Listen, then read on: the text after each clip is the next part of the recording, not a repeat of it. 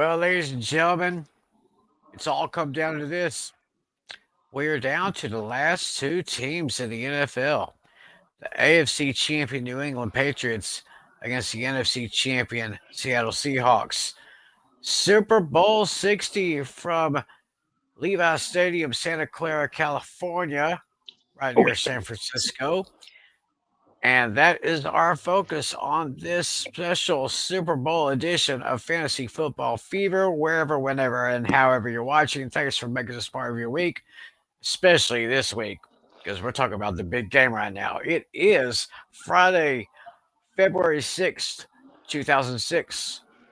We are just about less than 48 hours away from the big yeah. event.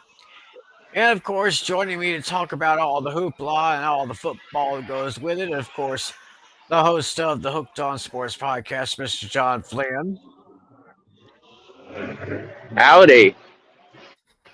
Yep, he's once again walking the streets of the Empire State, kind of conserve some battery power for his cell phone, but he'll be all right.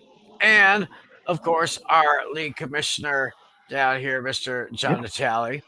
Hello, and yeah, since it's Super Bowl Sunday, Seahawks in the Super Bowl, it'd be fitting. I feel like it'd be fitting to wear a Seahawks hat. I have a Seahawks hat. Well, how about that? Nice. I've had this hat for a Even couple though years. even though your heart is, of course, with the Giants, I guess. Yes, but I do have Yes. I do have a few other teams' hats. I have a Giants hat. I also have a Steelers hat. Aha. I got you right there. So, alrighty then. Well, we have got so much to talk about, but before we do, we have our good friend Daniel Berry wanting to send us some greetings, of course. So, Daniel, as always, thank you, sir, for joining us tonight. Be sure to tell your friends about us. We got one more show coming up next week, and then we'll take a break, and then we'll start our off-season stuff sometime late this month or early March. But Hmm. we don't really want to get too far ahead of ourselves. So right now we are going to check into the hot topics as we usually do. This coaching carousel is still going on right now. Uh, Now, Flynn, you're going to have to remind me because there is another there is a couple other movers and shakers this week. Yeah, so actually, the last two head coaching vacancies have been happened or are expected to be filled. The Las Vegas Raiders have zeroed in on Seahawks offensive coordinator Clint Kubiak to serve as the next head coach. This comes after a long search for someone that will be responsible for helping develop the presumed number one overall draft pick for Fernando Mendoza next year, and I and he will report to the team facilities in Vegas on Monday immediately, but after coaching the Seahawks in Super Bowl 60 on Sunday night. So Kubiak, his father was a Super Bowl winning head coach. Gary Kubiak was a former quarterback for the Denver Broncos. He was the backup for many years under John Elway, then came back and coached the Broncos to victory in Super Bowl 50.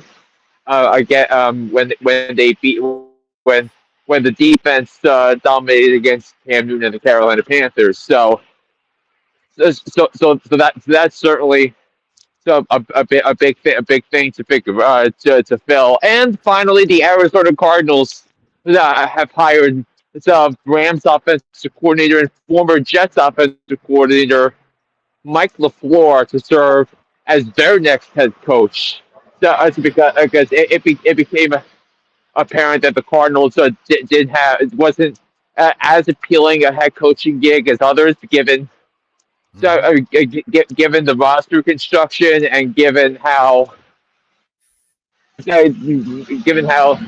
maybe the three of the 4 or 5 best teams in the NFC were all in the same division. They all won playoff games this year. 2 of them won multiple playoff games, and of course, the Seahawks in Super Bowl 60 coming up on Sunday in Seattle. So those are the last 2 head coaching vacancies that have been filled, and we also had throughout the course of the week, and you guys can fill me in on others along the way, but there have been some offensive coordinator roles that were filled during the week as well. Most notably, the Giants are bringing in Matt Nagy to serve as their offensive coordinator. Nagy was the a former offensive coordinator in Kansas City, who left when his contract expired there in Kansas City, and now he's gonna help.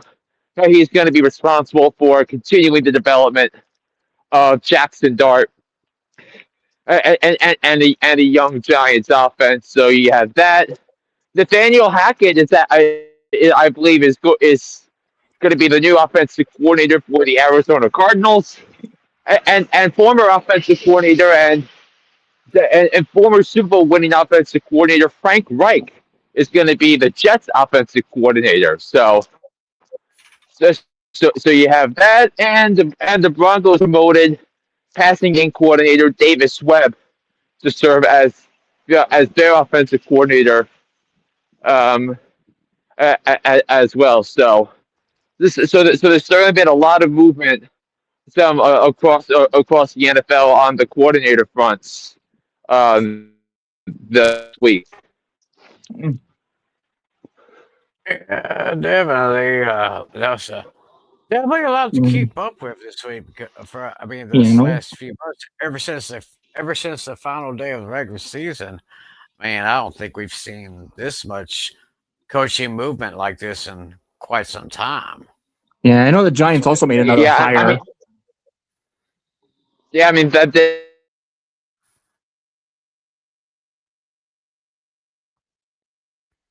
coordinator, which my opinions on Greg Roman have been there as an offensive coordinator, but as a run game coordinator, I think it's perfect for him and perfect for the Giants. So it's because he has great run design. Greg Roman worked under John Harbaugh the first 2 years of Lamar Jackson's career in 2018 and 19, and was the offensive coordinator in San Francisco. So when they went to the Super Bowl and helped turn Colin Kaepernick into one of the most exciting players in the league at the time. So I think that's a great hire for the Giants. Mm-hmm. yeah, I would definitely agree with that. I mean, there's only one way to go for the Johnsons up. I'm sure Cam Scadaboo. Of course, he did start with that great season, but he suffered that season-ending injury. I kind of had high hopes for him. He was very, very impressive in my opinion. But I'm sure he'll be back to good health when the Giants head back to training camp this coming August. So we'll just see what happens there. Yeah, I also like the interesting hire that the Giants made a couple days ago. Her name is, I think she's a president of something. It was a very intriguing hire, Dawn Apatoni. I'm not that familiar with her. I mainly know her as I call her the mid-round draft lady. That's what I know her as. Uh, She's usually uh, the one who announces the yeah, picks in the middle rounds of the draft. yeah. Until like the Right. fourth and fifth rounds of the drafts, I know that, but I thought that was a very interesting yeah, hire. but basically she's gonna take over. So what Kevin Abrams was doing for the Giants. So that's basically gonna be her role. Uh-huh. Right. So Because I think mainly gonna be helping out with the roster construction for the Ah. Giants. Mm. all right.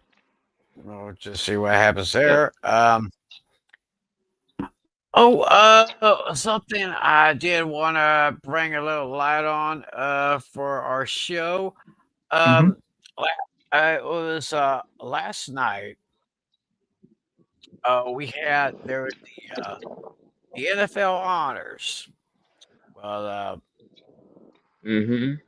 when they were presenting all of the uh, all of the big awards for the rookie of the year, player of the year, offensive, and of course the coaching, assistant coach of the year. I know I should have been better prepared uh, for this year because this is just something I Yeah. just thought of You to know, yeah. I can tell you, I think offensive rookie of the year was Territory McMillan. Defensive rookie of Yep. the year was pretty, Karsten pretty much. Schweitziger from the Browns. Yeah. I know Mike Vrabel got coach of the year. I know comeback player of the year was CMC. MVP was Matthew Stafford. Yep. Yeah. He won by 5 points and won first place vote over Drake May. Wow. It was it was the tightest MVP race in 22 years. and Mm. and and and and I think the voters rewarded Stafford's gaudy statistics and a much tougher schedule than what Drake May had this year.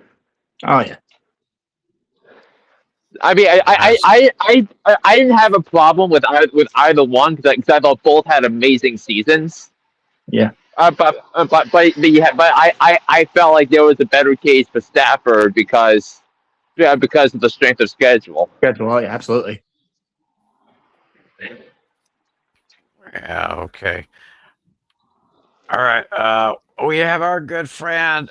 Oh yeah, Vampire Luke. You have the voting numbers in the Facebook group chat. Yes. Oh yeah, that's right. Yeah, he did send him there. That's right. Yeah, Yeah. yeah. I I mean, don't know. I don't know. and go ahead. I don't know if y'all can access them quicker than me Mm. with the voting numbers Let's here, see. but And I know I said five of them. I know. Yeah, Miles Garrett was unanimous. That I do remember. Yeah, and also Jackson Smith and Jigba won the Offensive Player of the Year. mhm. Um, Hmm. I mean, All right. This is what I got. This is what I got from Luke from what he sent us. Ted McMillan got 41 votes. Tyler Shook with 5, Grace Abel 2, Travion Henderson 1, Jackson Dark 1. Uh, Assistant Coach of the Year, Josh McDaniels got 10 votes. Van Joseph got 8. Mm. Comeback Player of the Year, Christian McCaffrey got 31, while second place Aiden Hutchinson only got 9. Coach of the Year, 19 first place votes for Mike Vrabel and 16 for Liam Cohen. Mm. Miles Garrett got all 50 first place votes, as said. He was the unanimous choice there. Carson Schlesinger, the Defensive Rookie of the Year, he got 40 votes. Offensive Player of the Year, JSN, 272 points. Christian McCaffrey came in second with 223. And the MVP voting, as Flynn said, the closest in 22, 23 years. Stafford 24, Drake May 23. So, yeah, that was extremely, extremely close for the league MVP. Mm. So, so just want to say congratulations to all those winners. And not only did they present the awards to winners, but they announced the 2026 Pro Football Hall of Fame inductees. I've Hmm. got that list. I've got that list right here. Quarterback Drew Brees. That was pretty obvious. much a no-brainer. He is second all time in passing yards and touchdowns, with his no time with the Chargers, and then of course his years with the Saints. where he really blew up there. Uh, Legendary Cardinals wide receiver Larry Fitzgerald. I knew someday he was going to get it. He's second all time in receptions and receiving yards, and Flores played his entire career with the Cardinals. Then we have a 7-time Pro Bowler and 2013 Defensive Player of the Year, Luke Kuechly, who, of course, made his name with the Carolina Panthers. Yeah, and I'm also happy that the voters didn't have his short career into consideration because he was such a dominant player at his position. So for a very for like 6 7 years, and that alone solidified his Hall of Fame case. Very much well deserved for Luke Kuechly. Hmm. Also, the NFL's all-time leading scorer, known for his clutch kicks with the Patriots and the Colts, Mr. Adam Vinatieri. Congratulations to him. That was pretty And, obvious too. oh yeah, and senior nominee got in this year, legendary 49ers running back Roger Craig, who was, of course, the first running back in history to have 1,000 rushing yards and 1,000 receiving yards in one season. In the So, same season. we're in the same season. Yeah. So, I don't know if that's ever happened since then. I mean, McCaffrey had to have done it. Yeah, you would think Randy CMC would do something like that, but Yeah. Yep. yeah, Westwood Vampire, second youngest Hall of Famer ever, Luke Kuechly, yeah. You want to know thoughts on the Hall of Fame class? Yeah, I'll agree with every single one of them.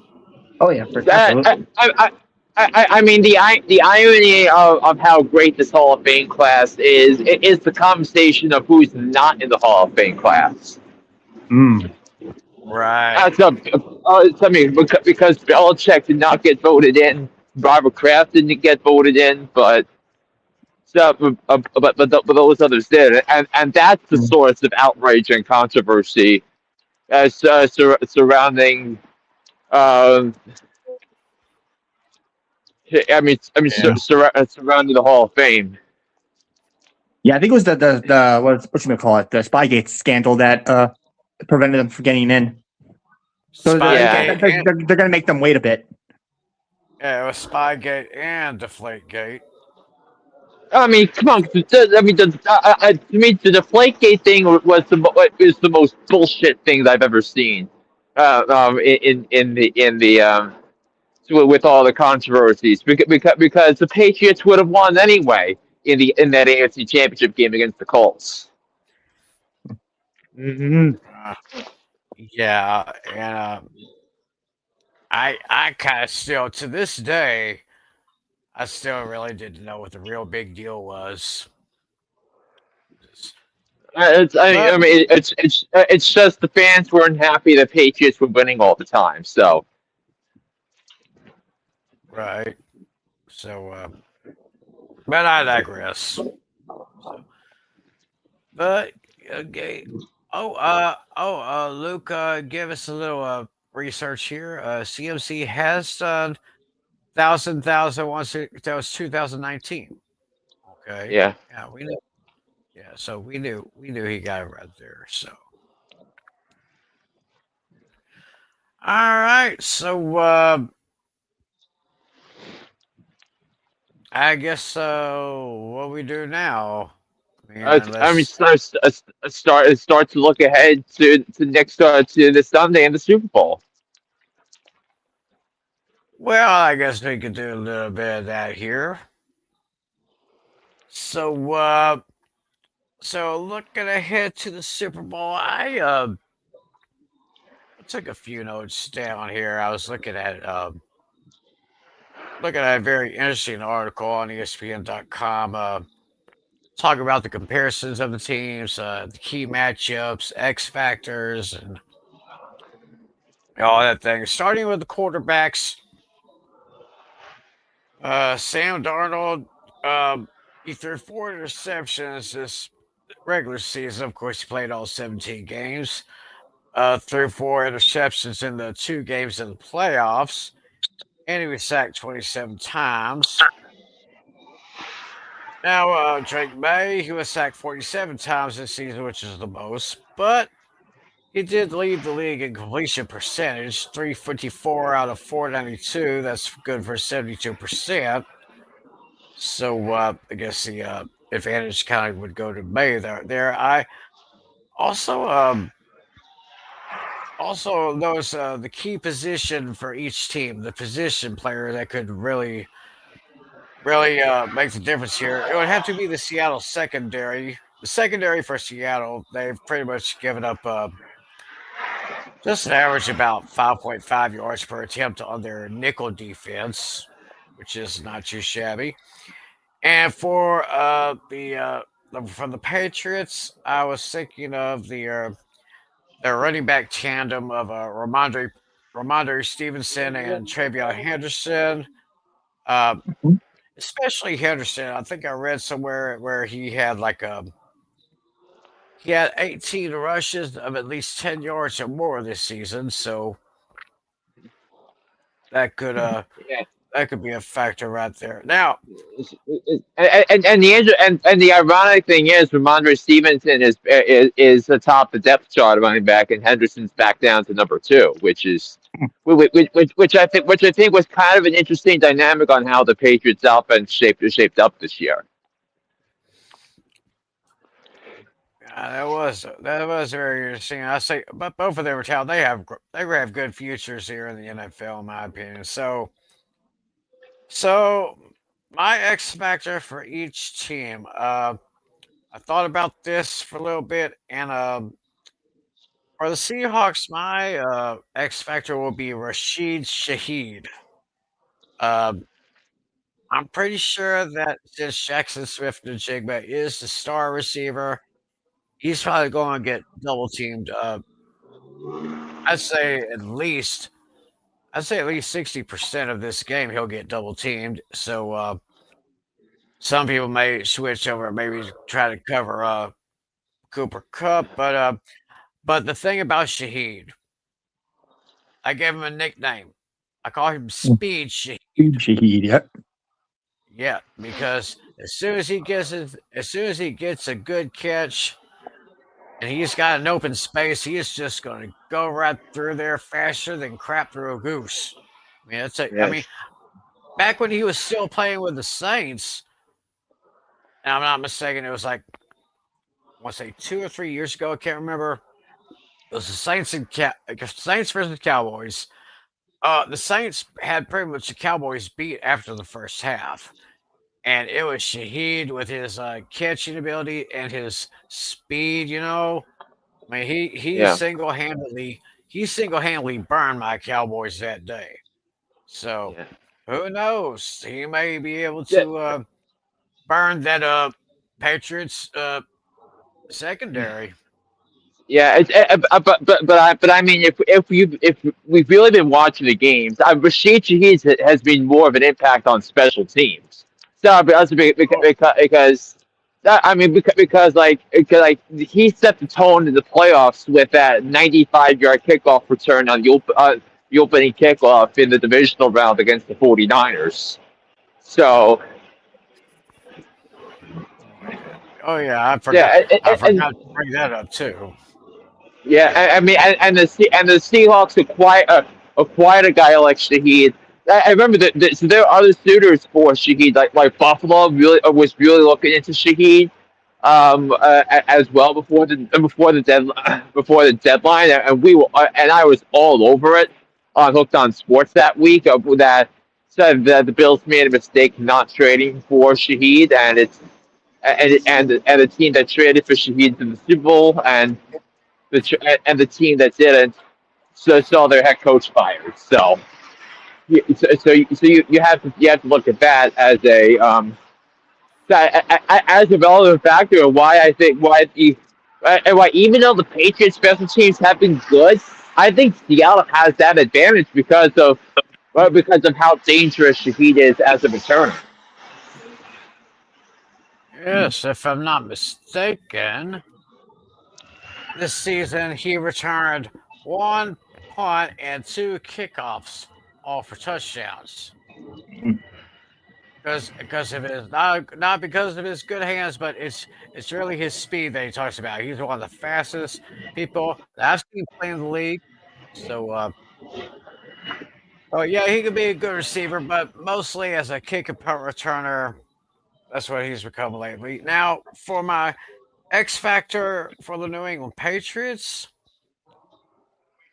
as we get to see Mr. John Flynn's pretty face already. Hey, Yes. hey. Hey, hey, hey.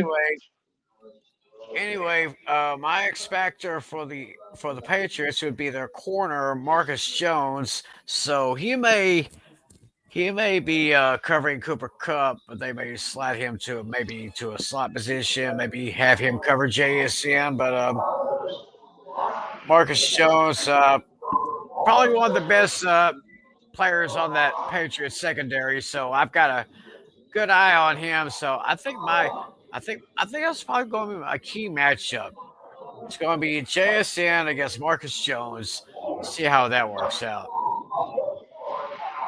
Mm.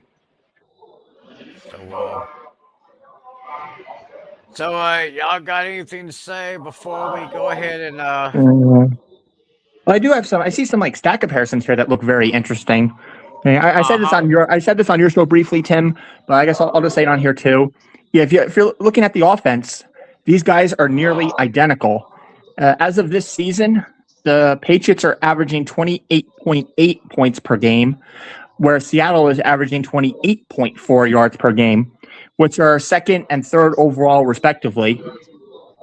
And in the yards per game, New England is at 379.4 to Seattle's 351.4. And then looking at the time of possession, they're fairly close too. New England is 6th to Seattle's 14th. But then on the defensive side, you have opposite side of the spectrum where Seattle is leading in those categories, where in sacks, they're 7th to the Patriots 18th. And then in turnover differential, the Seahawks are 19th, where New England is 10th.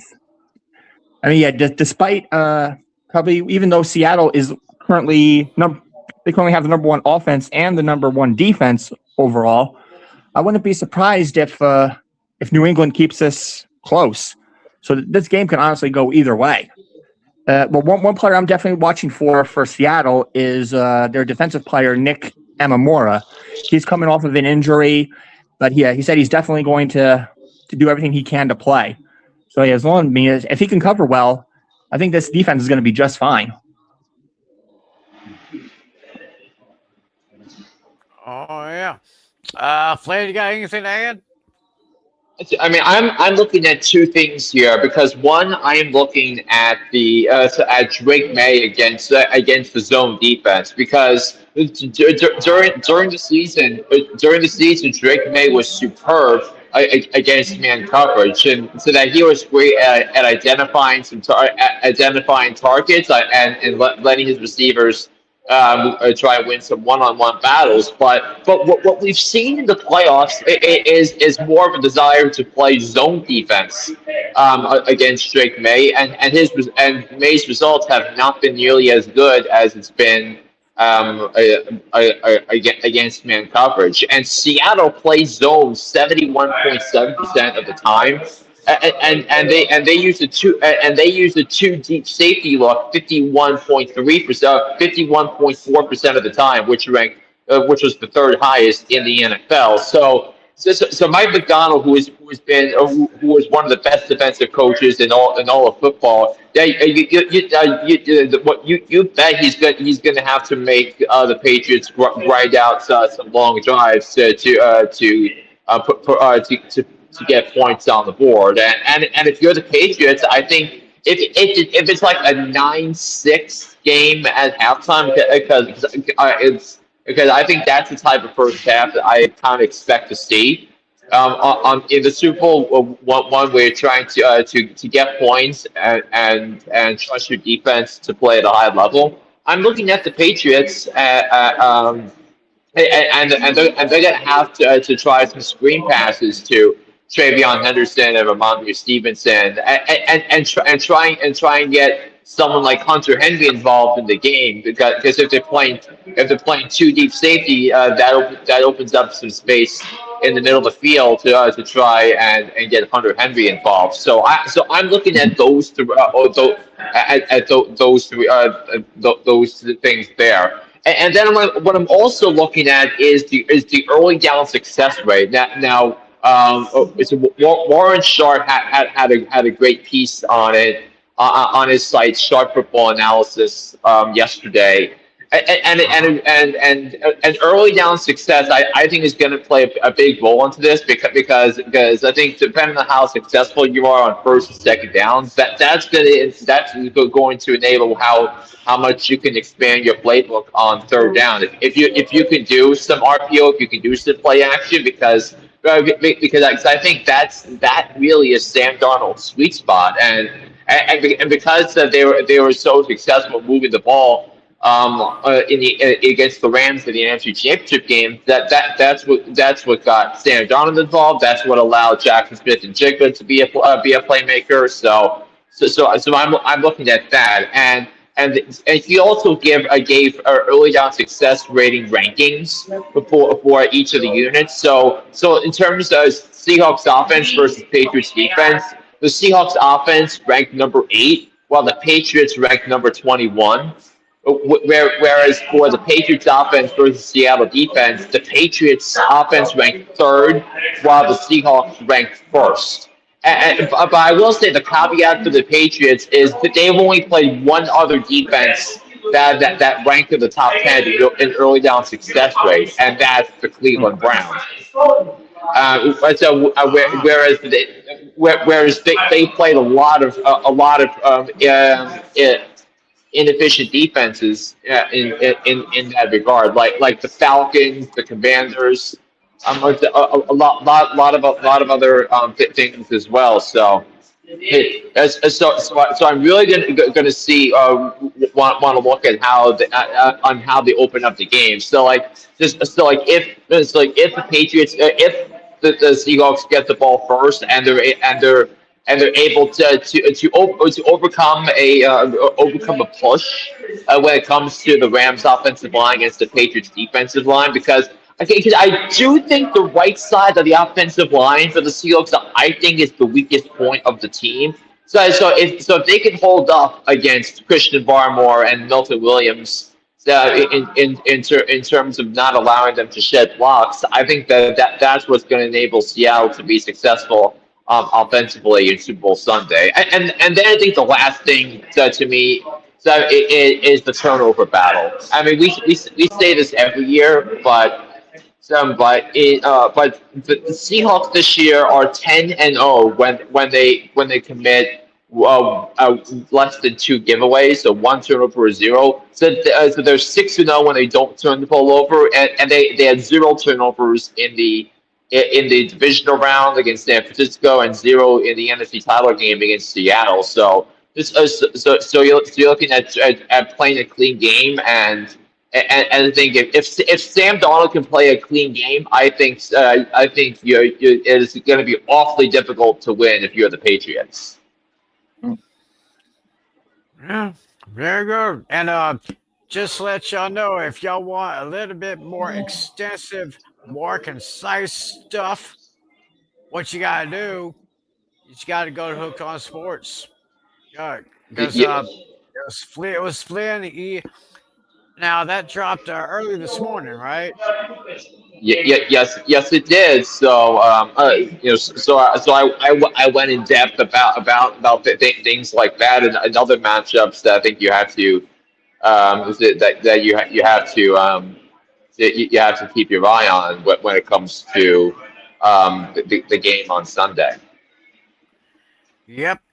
And of course, you can check them out Hooked on Sports on audio Go to Apple iTunes, Spotify, TuneIn, anywhere you get your podcasts. You can also check him out on YouTube at his channel, John Flynn 1589.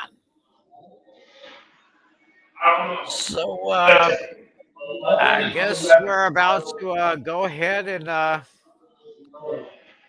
reveal what Hmm. we say is going to happen in the Super Bowl. Now, of course, wait a minute. Before we do, it's trivia time. Yes, how could I forget that? Yeah. One of my favorite parts of Yeah. the show. Oh, yeah. So well, now I guess I have two then, since Flynn's curious on what I told you guys before. So remember, Tim, that this first one will specifically be for Flynn. The first one. Okay. Mhm. So you just want me to go first then, or? Yeah, go ahead. Yeah. All right. Well, I'm gonna ask the question in a slightly different way. All right, Flynn. This specific one is just for you, but we'll do the answers at the end of the pick segment. So, and then also before one other thing, do you want to do the prop bets again, just for? Since I guess that ties into the picks slightly. So Yeah, if you want to do that, I'll you go get ahead your prop and, sheet ready. All right, I'm going to start with Flynn on this pull that one. up. Remember, so this question is specifically for Flynn. So, Cooper Kupp has the opportunity to be the first NFL player to do this in a Super Bowl. What is that specific thing? I'm sure there's a lot of things, but there's one specific thing that I'm looking for. I would say I think first non-quarterback to win Super Bowl MVP for both teams, for two different teams. Okay, but I said we're going to answer after picks, but that's fine. We'll wait for my real question after that. Then, yeah, that was the answer I was looking for, because 6 quarterbacks have been named, have had 2 or more Super Bowl MVPs. I know it was Patrick Mahomes, Eli Manning, Tom Brady, Joe Montana, Terry Bradshaw, and Roger Craig. So in other words, first non-quarterback to win 2 Super Bowl MVPs. Yes. So should the Seahawks win the Super Bowl and Cooper Kupp becomes MVP, which I think is unlikely, I don't think it's going to be Cooper Kupp. I don't. I mean, if it's a Seahawks wide receiver, you're going to have to think it would be JSN. Yeah. So I'm just getting just a hypothetical. If Cooper Kupp has like a monster game for some reason and gets named MVP, he would be the first non-quarterback to get the Super Bowl MVP twice. Mm-hmm. But you already called on to my question, even though I asked it in a different way. So that's not my real question. So okay.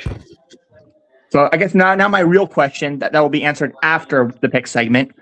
I just saw this on a graphic, so this was a very random question, but I honestly think this is gettable. If you guys, it depends on how well you guys remember rushers. There are 2 teams this season that did not have a single player to rush for 100 yards in a single game. Which were those two? Which 2 teams were they? Wow. You can either name the player or the team. It doesn't matter. I'm looking for either or. I mean, probably we'll just name a team because you have multiple running backs on rosters. So True. Fair enough. Okay. All right. So do you have a question, Tim, or I can ask mine? Yes, I do. So. All right. So lay it on us. So as I mentioned, Sam Darnold has thrown 4 interceptions so far in this postseason.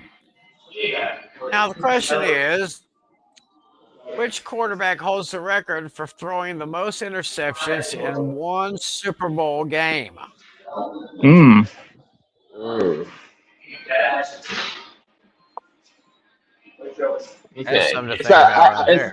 So I have a couple of ideas for that, but we'll get into that in a little bit. All right. So now it's time for your question, Flynn. Yeah, I mean, so this question is kind of on the same parallel this is a more general category, and it's related to turnovers in the Super Bowl. So my question is, which team committed the most turnovers in a single Super Bowl in a winning effort. In a winning effort. Ah, okay. Ooh. So most giveaways in a Super Bowl, but won the game regardless, nonetheless. Okay. Interesting one. All right, interesting. All right, we will have the answers to those tough trivia questions after we make our Super Bowl predictions. But before we actually do that, we're just going to recap these prop bets that we going on.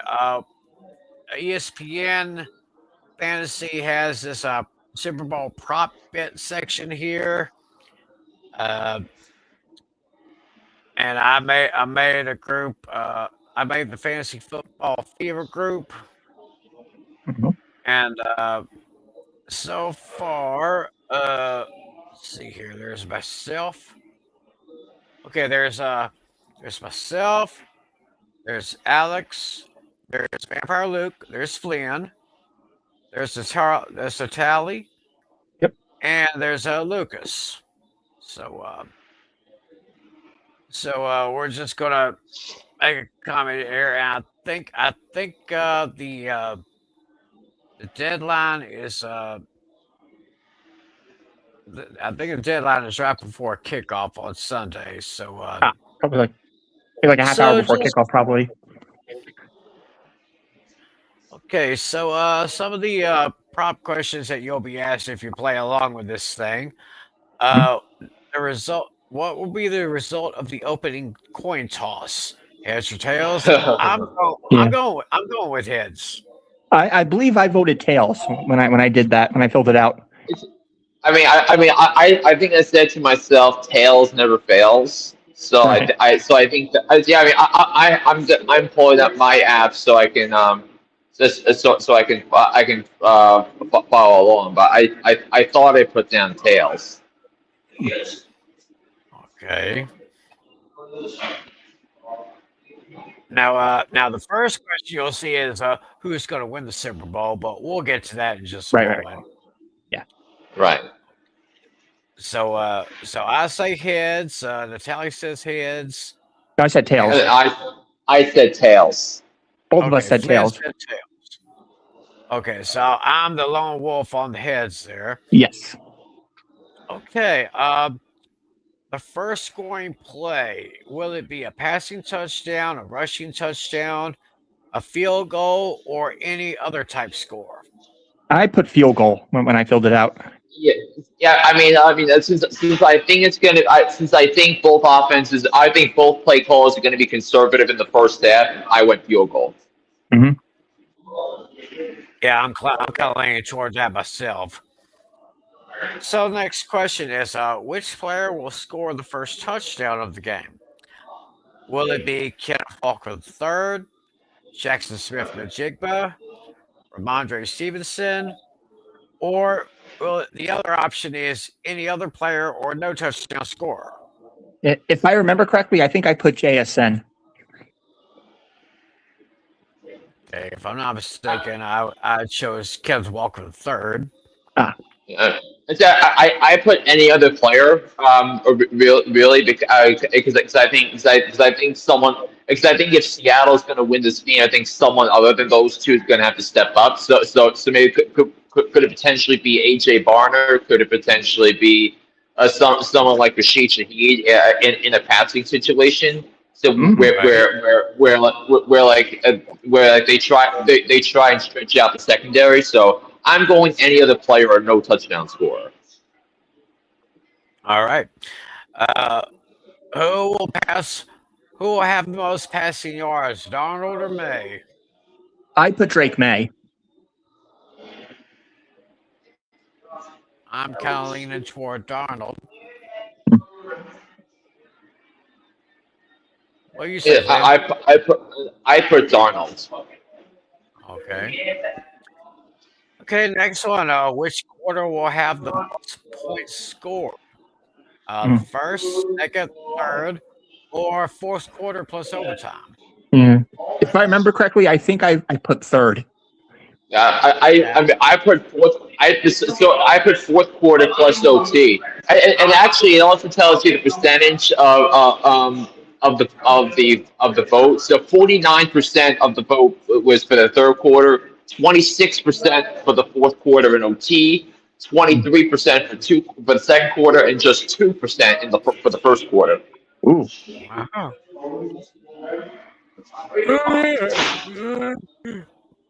Next one. Which player will record the more receiving yards? Will it be Jackson Smith-Njigba or the leading Patriots receiver? Yeah, I put JSN. Yeah, 90%, including myself, for JSN.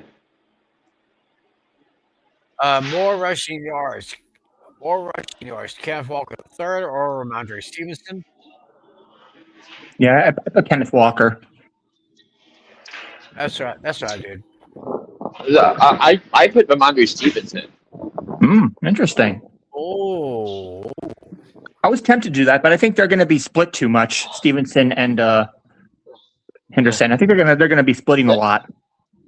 I feel like the game plan for the Patriots is to make Sam Darnold win the game with his arm and try and get Sam Darnold into third and long and trying to make them to make a mistake. So I think.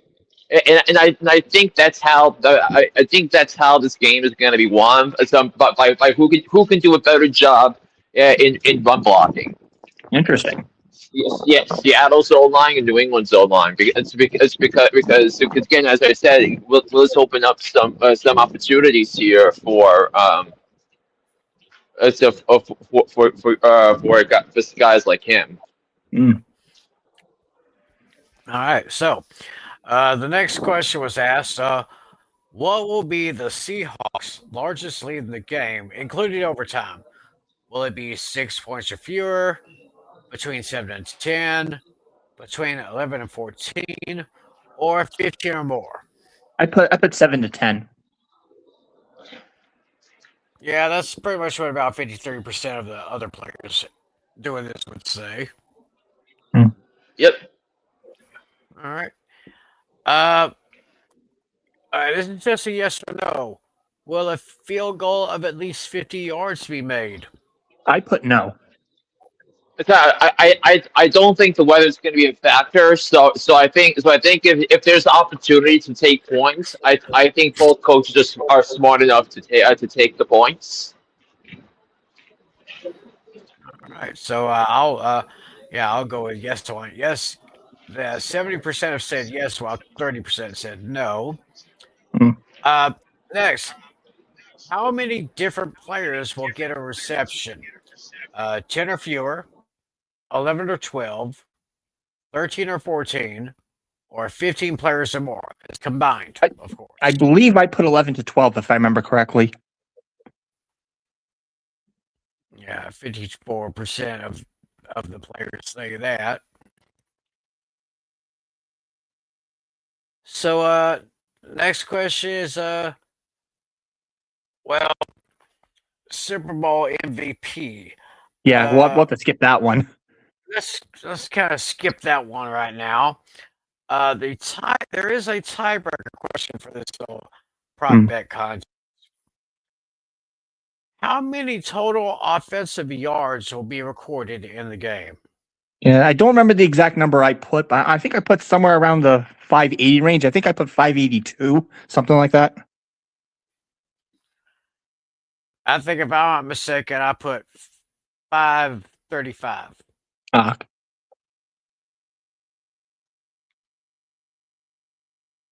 Yeah. If when you're talking, but you're muted.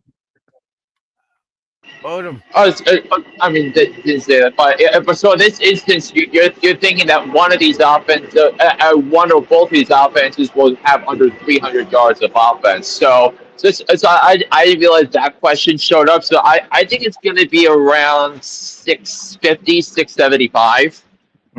Oh. I mean, if we're talking about both teams moving the ball up and down the field line, it's going to be closer to 700, 800. Aha. I could probably see something like that. So now, with those prop bets out of the way, I guess it's time. The It's moment of time truth. to make Yeah. our yeah, the moment of truth. This is where we're all either going to look very, very smart or yeah. Mm. So let's go ahead and let's go ahead and put that up there. Our Super Bowl picks and predictions. It will take place 6:30 p.m. Eastern, 5:30 Central. It will be shown on Netflix and also streamed on Peacock, where you will get Mike Tirico and Chris Collinsworth on the call. But if you can't watch the game, you can listen to it on the radio. Definitely Westwood One will be covering the game, and the broadcast team for that Westwood One will be Kevin Harlan and the Hall of Famer Trent Green or Kurt Warner. Yeah, They got I was gonna say, Kurt Warner. I mean, yeah. yeah. I don't know why I was thinking Trent Green because Kevin Harlan and It's, Trent no, Green do CBS. yeah. They do the CBS thing. So all right. The Seahawks are picked by 4.5, Yep. and I believe the over under is 45.5. Yep, that's what I see here on the ESPN. I'm still on the ESPN website. That's exactly what it says. Alrighty then. So who would like to make their first declaration? I guess I'll go first since you already know mine. Right. I was on the show. I was on the show with you, but yeah, I mean, looking at this matchup, you definitely have you can definitely see an equal advantage on both sides of the offense, and on the defense here, you kind of have an equal share on both sides. Yeah, this is the first meeting since 2024 where let's see. The Seahawks won the previous meeting 23-20, which happened on September 14th, 2024. But since a year and a half has passed, both of these teams have had great upgrades. Yeah, you're looking at two very improved defenses, two very improved offenses. Yeah. I think the Patriots are going to score first. They're going to get the field goal, and then the Seahawks are going to answer right back with a touchdown to Jackson Smith-Njigba. Both you're going to get a lot of defensive stops. At the end of the first quarter, we're going to be looking at the Seahawks have a 7-3 lead, and then in the looking into the second quarter, I think both these teams are going to go toe to toe. We're going to get some more touchdowns here and there. The Patriots are going to have. I'm going to give them about maybe a 4 or 5 point lead at the half. And then at the third quarter, I'm going to go with a tie. It's going to be meaning the fourth quarter is going to be a very uphill battle, back and forth. It's going to come down to maybe the last minute and 30 of the game. Patriots are going to have a 5 point lead. No, wait, hold on. No, it's going to be a tie. Excuse me. It's going to be a tie with about 3 minutes left in the game. And then with about 21 seconds or so on the clock, you're going to get a touchdown from Sam Darnold to Jackson Smith-Njigba. So it comes down to 20 seconds. Patriots are going to have the ball.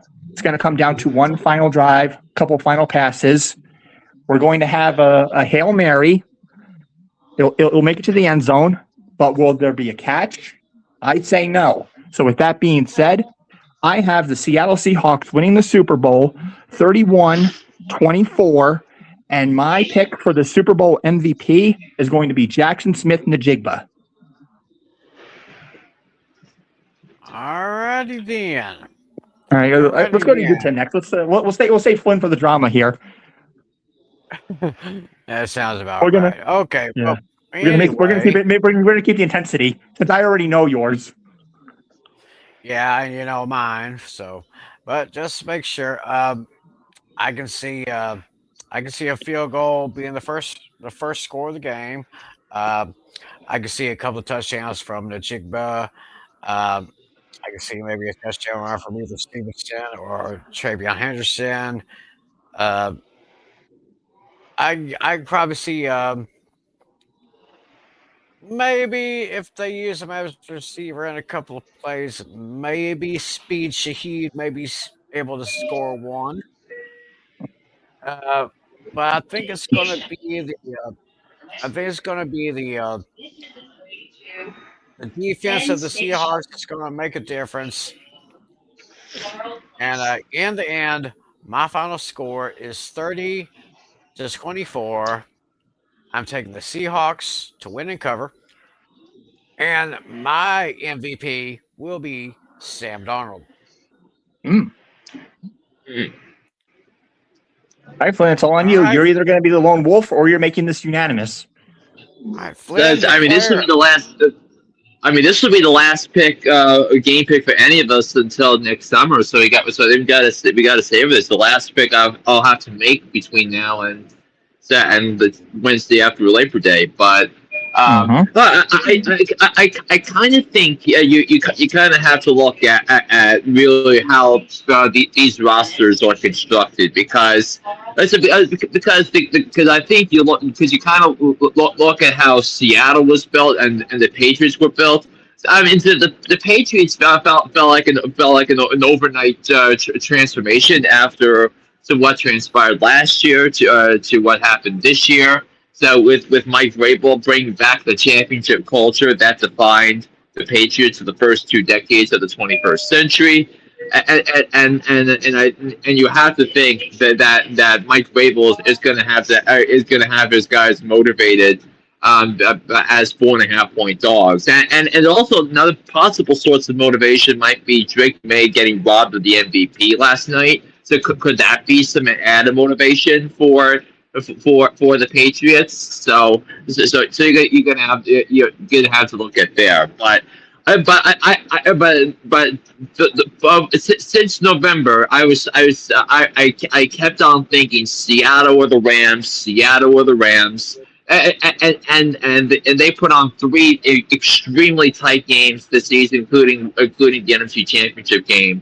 And I just think how Seattle's constructed, and I think the way Seattle's constructed, especially defensively, because I think how you construct your defense and getting guys to fit into your system, which is kind of really why Seattle targeted someone like Nick Emanwari in round 2 of the draft last year. I mean he is expecting to play, I think they're going to do everything they can to get him in nonetheless. But I think the Seahawks were the best team I saw all year. I think they have the talent on both ends, both sides of the ball to contribute positively. And Seattle was the best team in the best division. So it's all year, and going back to when I first discussed on Hooked on Sports, my first prep segment show for the NFL season was ranking each of the 8 divisions. The NFC West was number 1. You thought this would be a potential 4th place team in the division, but they wound up winning the division, getting the 1 seed. And the defense is great on all 3 parts, and I think I think it's going to be a defensive slugfest. Is going to be one where the Seahawks open up the playbook in the second half, allow Sam Darnold to take 2 shots down the field, and I think that's that's what's going to be able to be the difference. I think the Seahawks have the better defense in this one. And I think the special teams is going to play a factor in this one too. So I like the Seahawks. They were the best team I saw all year. John Schneider did a brilliant job putting this roster together. And this roster especially defensively, reminds me of the last 3 Super Bowl winning defenses with how they were built through the draft. both Kansas City teams, Philadelphia. I think Seattle is much more in line with those than the Patriots are. So give me Seattle to win 26-16, and Sam Darnold completes the ultimate redemption story by winning Super Bowl MVP. Ah. Alrighty then. Ooh. Well, Actually, I got to do one more thing for fun. Actually, you know how I played around on your show, and remember when I said, Tim, let's have some fun, and you played one final sound on Alex's show. I think I want to do it here just for fun, since this is the last time we'll probably hear this for this season. I want to lock it in. Oh, he is going to. Let's just have some fun with it, since that's the last time that this season we're going to hear that. Oh, I have no objections. Yeah, I did that with Alex, so I figured why not? Let's add it here just for fun. Yep. So and with that we just did. Yeah. Yeah, we just did. So hopefully neither one of the kickers will be like this year.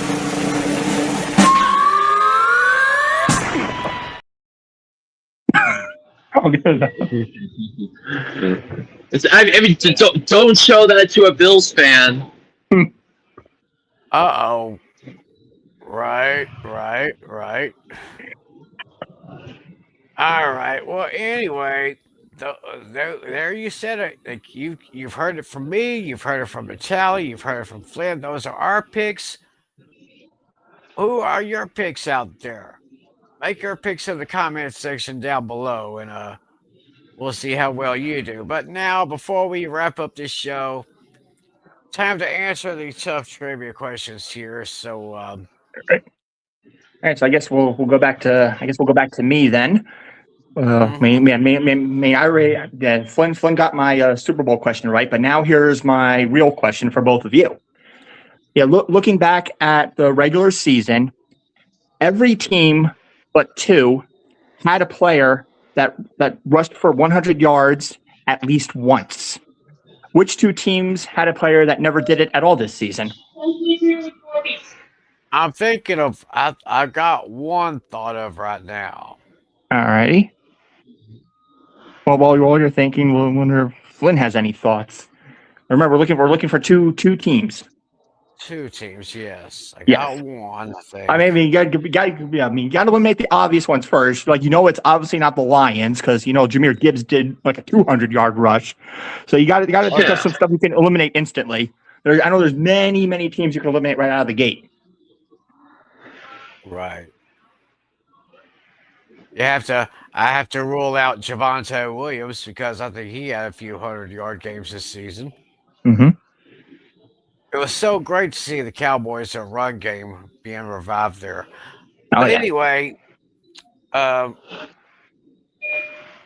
this is a good question. Now, I got one. I just got to think of the other one. Mm-hmm. A runner that didn't even have a 100-yard game this year. Correct.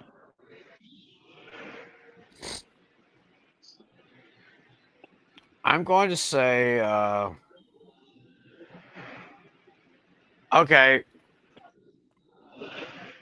One may sound too obvious, one maybe not. I'm going to say Cleveland and Tennessee. Okay, you're going with the Browns and the Titans. All right. Flynn, what do you say? And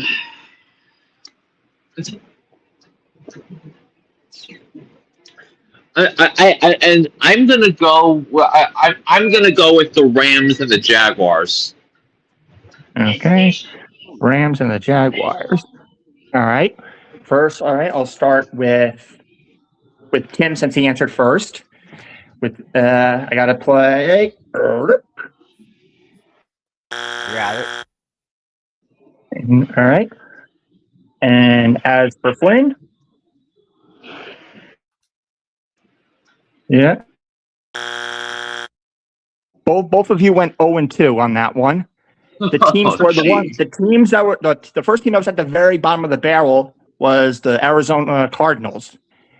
Their highest rusher was Amari DiMercado, where his highest rush total was only 81 yards. James Conner's Wow. injury was their big downfall. Yeah, I mean, remember the Cardinals? The Cardinals started 2-0 and they never Yeah. recovered. And then the other player that went up, this person was so close. He had 99 as his high, and that came from Alvin Kamara of the Saints. Oh, So Alvin Kamara Saints had a and the 90. Cardinals. Alvin Kamara's highest was 99, and Amari DiMercado's highest was 81. The Cardinals were horrible this season. They're one of the worst teams. yeah. Wow. Yeah, the third lowest was actually our New York Giants. Yeah, I mean that Tyrone Tracy had 103. yeah. I think that was the second to last game of the season. Yeah. So the Giants almost made the list. The Chiefs almost made the list. Kareem Hunt had 104. Yeah. But yeah, so we'll answer my question next. So, Sure. so I'm looking for the team that had the most offensive giveaways in a Super Bowl victory. And still won. Let's see.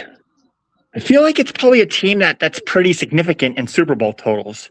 So I'm thinking it could be the Patriots, could be the Steelers, could be the Niners, could be the Cowboys, could even be the Giants. I'm looking at one of the teams that have one that are on the higher end of the spectrum. I don't think it's either any one of those teams. You're missing those. I was thinking one team. I was thinking maybe the Colts. Oh, that's an interesting guess. Let's see. Team that had a bunch of turnovers in a win. This one's tough. Let's see. Ooh. I think Tim now has a point now that I think about it, because those teams that have those high numbers, they were kind of dominating. Now I'm kind of thinking teams on the lower end now. Ooh, this one's tough. Screw it. I'm going to go with the Chiefs. All right. So what are your final answers? I'm going to say the Chiefs. I'm going with the Colts.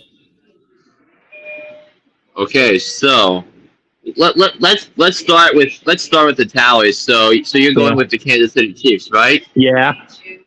What do you think you're gonna put up? Yeah, I know the big strike.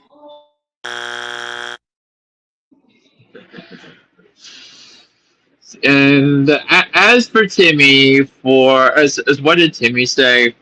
I think he said the Colts. The Colts, Indianapolis Colts.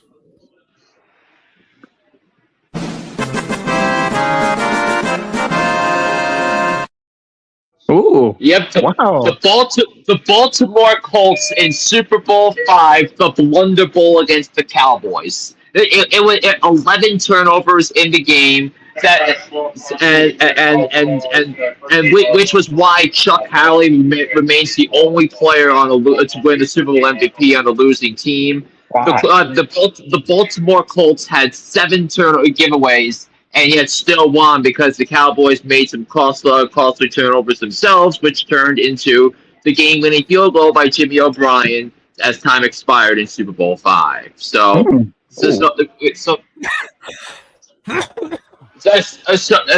actually, the next most, what was the Indianapolis Colts that won in 2006 because the Bears forced 3 turnovers in that one. Wow. Wow. That was just a guess I made on the Colts. That was just a guess, but I guess it definitely paid off. So the last question, of course, comes from me. My question has to do with turnovers in Super Bowl history. So the question is, which quarterback threw the most interceptions in one Super Bowl game? Those interceptions in a Super Bowl game. Wow.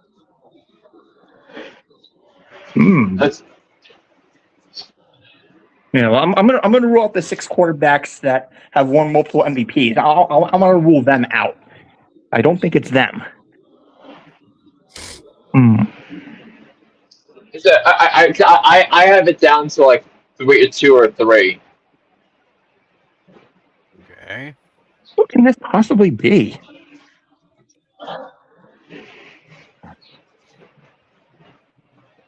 Trying to think about this for a second. I feel like it's a player from like the 70s or the 80s.